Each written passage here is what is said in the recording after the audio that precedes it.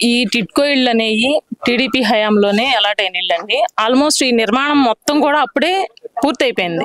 ఆ పూర్తయినటువంటి వాటికి ఏం చేశారంటే ఇళ్ళు పైన షో చేస్తూ రంగులు వేసుకున్నారు తప్ప, మీరు చూడొచ్చు వైసీపీ రంగులు వేసుకున్నారు తప్ప, ఆ తెలుపు రంగు తీసి బ్లూ రంగు వేసుకున్నారు. అది తప్ప వాళ్ళు చేసింది ఏమీ లేదు.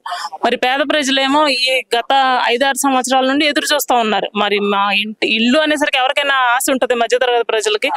మేము అద్దె డబ్బులు కట్టుకుంటున్నాము, అవతల మాకు ఇల్లు అలాట్ అయింది కానీ దానిలో ఉండడానికి అవకాశం లేకుండా పోయిందని చెప్పి బాధపడతా గవర్నమెంట్ చుట్టూ తిరిగితే వాళ్ళు చేతులు ఎత్తేసిన పరిస్థితి. మా దగ్గర డబ్బులు లేవు అసలు.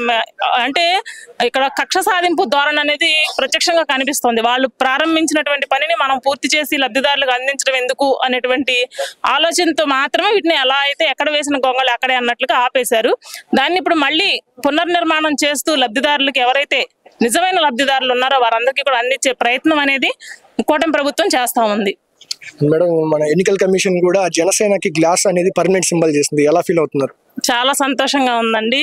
ఎవరైతే చాలా సార్లు మేము అనుకున్నాం గ్లాస్ అని చెప్పేసి పగిలిపోతే అది ఇది అని చెప్పి అవమానించినప్పుడు, గ్లాసు పగిలితే గట్టిగా దిగేది మీకే అని చెప్పాం.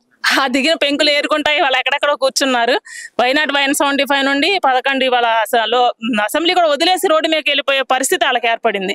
కాబట్టి జనసేన జోలికి రాకుండా ఉంటేనే ఫ్యూచర్ లో కూడా వీళ్ళకి బాగుంటుందని చెప్పి మేము చెప్తా ఉన్నాం. పవన్ కళ్యాణ్ గారు ఆయనకున్న శాఖలో ఏ విధంగా పనిచేస్తా ఉన్నారు, ఏ విధంగా ముందు పోతున్నారు? పవన్ కళ్యాణ్ గారితో పాటు మరి మా యొక్క పార్టీని నేను పొగుడుకుంటున్నానని మీకు ఏమైనా అతిశయోక్తిగా అనిపించవచ్చు కానీ ప్రతి ఒక్కళ్ళు కూడా కూటమి నాయకులతో పాటు దూసుకొని వెళ్తా ఉన్నారండి. ప్రజల్లో చొచ్చుకొని పోతూ సరైన వ్యక్తికి ఏదో యుద్ధం చేసేవాడికి ఆయుధం ఇస్తే ఎలా ఉంటుందో అట్లాగా పవన్ కళ్యాణ్ గారికి కరెక్ట్ అయినటువంటి శాఖ ఇచ్చారు. ఇవాళ ప్రతి ఒక్క ప్రజానాడి కూడా గ్రామాలతో సహా పవన్ కళ్యాణ్ గారి పేరు నామస్మరణ చేస్తా ఉన్నారు. ఇవాళ దేవుళ్ళతో పాటు ఆయన ఫోటోలు పెట్టుకుని పూజ చేసేటువంటి పరిస్థితి ఇవాళ గ్రామాల్లో కూడా నెలకొంది.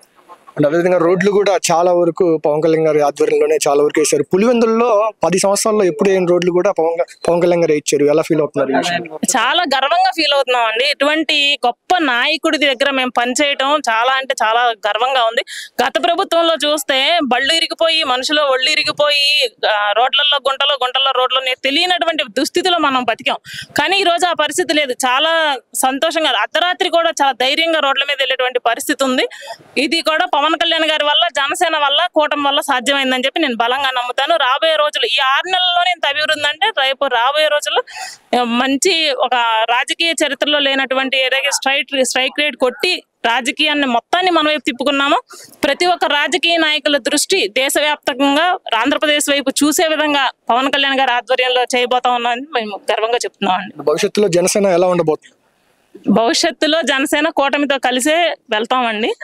పవన్ కళ్యాణ్ గారు మాకు ఇచ్చిన ఆదేశాల ప్రకారం కూటమితో కలిసి మా భవిష్యత్తు కన్నా కూడా మాకు ప్రజల సంక్షేమం ముఖ్యం. ప్రజల్లో మేము కూడా ఒకరం కదా, ప్రజలు ముందుకెళ్తేనే కదా అందరం కూడా బాగుంటాము. అట్లాగే ప్రజా సంక్షేమాన్ని దృష్టిలో ఉంచుకొని రాబోయే రోజుల్లో కూటమి బలోపేతంగా ఇంకా పెద్ద ఎత్తున ఇప్పుడు ఏదైతే 93% కూటమి గెలిచిందో 100కి 100% గెలిచే విధంగా ముందుకెళ్ళబోతా ఉన్నాం.